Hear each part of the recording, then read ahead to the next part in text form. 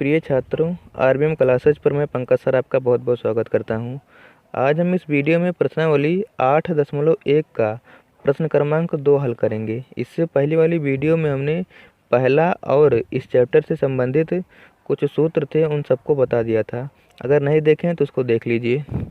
तो चलिए इसको स्टार्ट करते हैं। देखिए लिखा है आकृति में tan p माइनस काट r का मान ज्ञात कीजिए।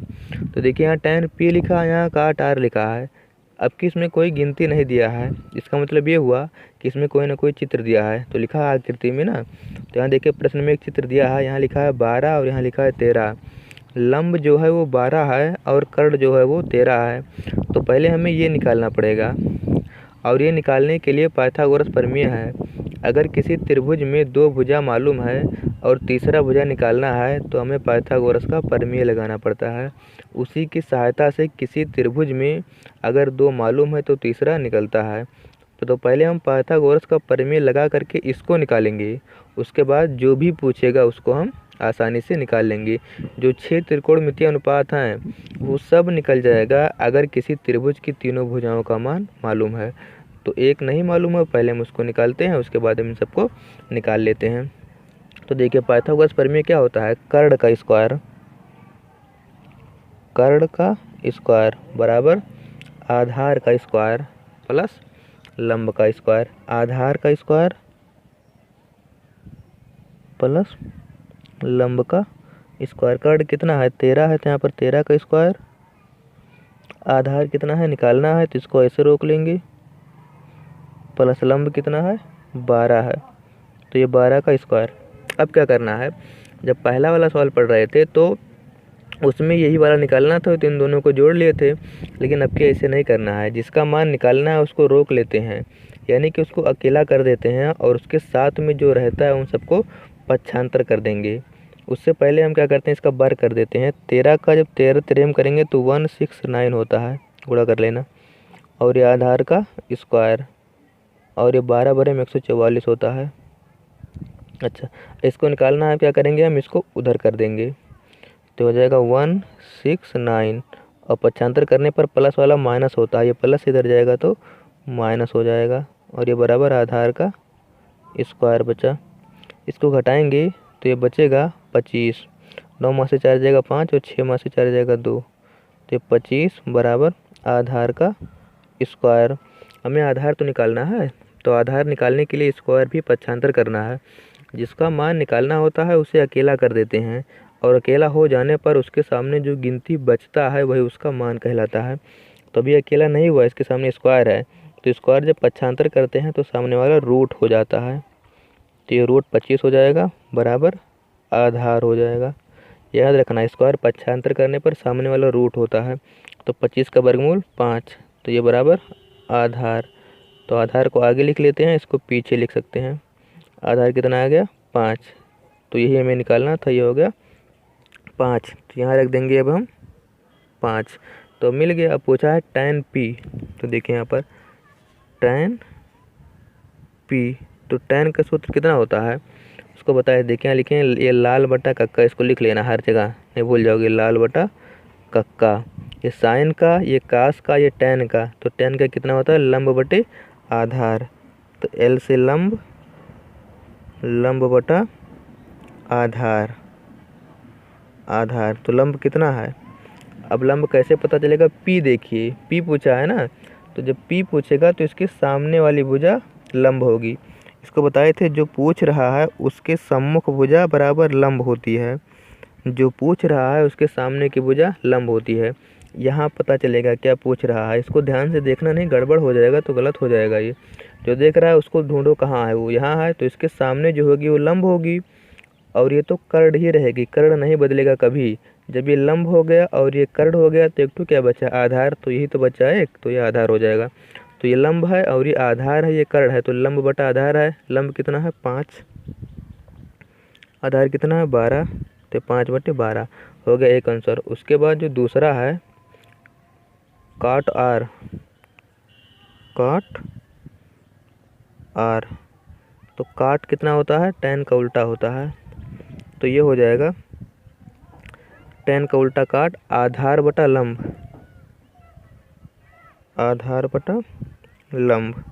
लेकिन फिर से देखिए आपकी आर लिखा है, तो आर ये है, आर के ये सामने पड़ रहा है ना ये, तो आर के जब ये सामने पड़ रहा है तो ये लंब हो गया आपकी, ये लंब हो गया और ये आधार हो गया। तो आधार कितना है 5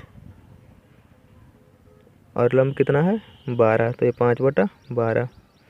अच्छा, अब प्रश्न में पूछ क्या रहा था कि tan p माइनस काट r का मान निकालना है, यानी कि मान निकाल करके यहाँ रखना है, उसके बाद थोड़ा सा सॉल्व भी करना है। तो इसको हम सॉल्व कर देते हैं। कितना है tan p माइनस काट r, tan p माइनस काट r, तो tan p का मान कितना है 5/12 और काट r का भी मान 5/12 ही आ गया है। तो क्या हुआ, इस प्रकार से ये कट जाएगा, यानी कि ये 5/12 में से 5/12 जाएगा, 0 बचेगा ना, तो ये 0 हो गया, ये होगा इसका आंसर। तो इस प्रकार से ये जो सवाल है वो ख़त्म हो गया है। उसके बाद हम तीसरा सवाल का अध्ययन करते हैं। तो देखिए तीसरा में क्या लिखा है। तीसरा जो सवाल है उसमें लिखा है कि यदि साइन ए बराबर 3/4 तो कास ए और टैन ए का मान ज्ञात कीजिए। मतलब साइन ए का मान 3/4 दिया है, तो अगर इस प्रकार से मान कोई दिया है, अगर किसी एक का मान दिया है तो बाकी 6 निकल सकता है आसानी से। कैसे निकल सकता है इसको देखिए ध्यान से।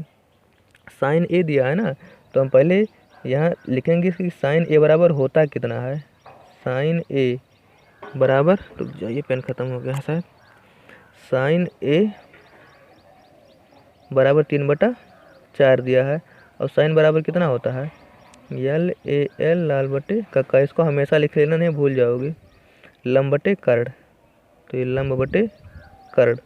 अब देखिए इसका क्या मतलब हुआ, लंब कितना है 3, कर्ण कितना है 4। मतलब कोई त्रिभुज है, उसका लंब 3 है और कर्ण 4 है, तो बचा कौन, आधार। आधार हमें निकालना है, तो पहले हम वो त्रिभुज बनाएंगे। अगर किसी एक का मान दिया है तो उससे हम त्रिभुज बना लेंगे, और उस त्रिभुज में 2 का मान हमेशा दिया रहेगा, एक तीसरा बचेगा, उसी को हम आसानी से निकाल लेंगे। तो यहाँ पर हम एक त्रिभुज बना देते हैं छोटा सा।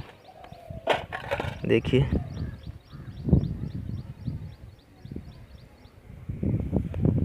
ये बन गया त्रिभुज। क्या नाम है इसका, कुछ भी नाम दे सकते हो क्योंकि इसमें कुछ लिखा नहीं है।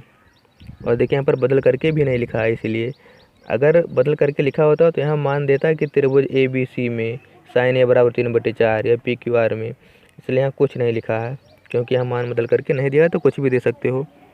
यहाँ A लिख देते हैं, यहाँ B लिख देते हैं और यहाँ C लिख देते हैं। अच्छा,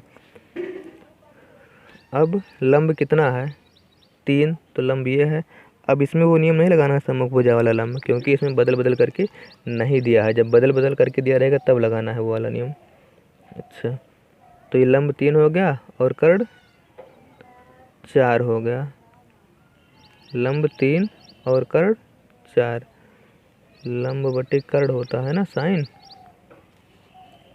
साइन 3/4 लंब बटे कर्ण, लाल लाल बटे लंब बटे कर्ण। कर्ण कितना दिया है 4 दिया है, तो यहाँ रख देंगे हम 4, कर्ण 4 हो गया है।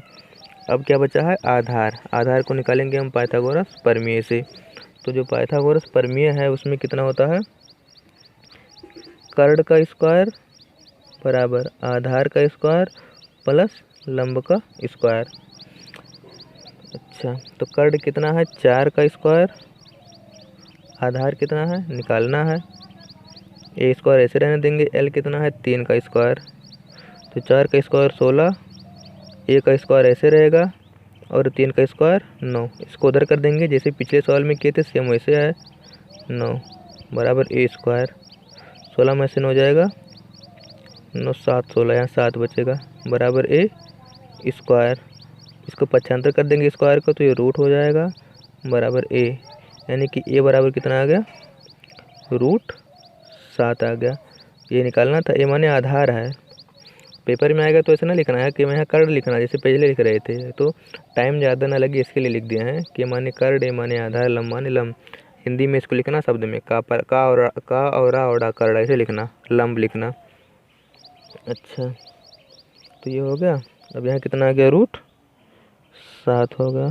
अब हमें किसका मान निकालना है, कास ए का और tan ए का। तो यहाँ लिखेंगे हम कास ए, कास बराबर कितना होता है, आधार बटे कर्ण। यहाँ से देखिए आधार बटे कर्ण, आधार बटा कर्ण। उसके बाद किसका पूछा है, tan ए का, कास ए और tan ए, TAN tan ए।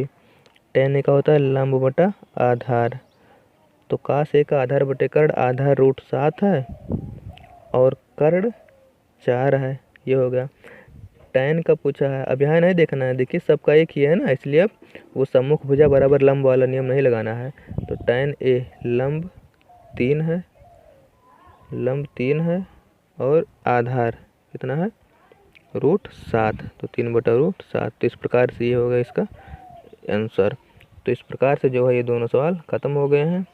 अब हम अगली वीडियो में तीसरा हो गया है, चौथा पचयं का अध्ययन करेंगे। तो ठीक है, अगर वीडियो अच्छा लगा हो तो चैनल को सब्सक्राइब कर लीजिए, इससे हम जो भी नया वीडियो बनाएंगे उन सबका नोटिफिकेशन आपके पास पहुंच जाएगा और आप आसानी से उन सबका अध्ययन कर लेंगे।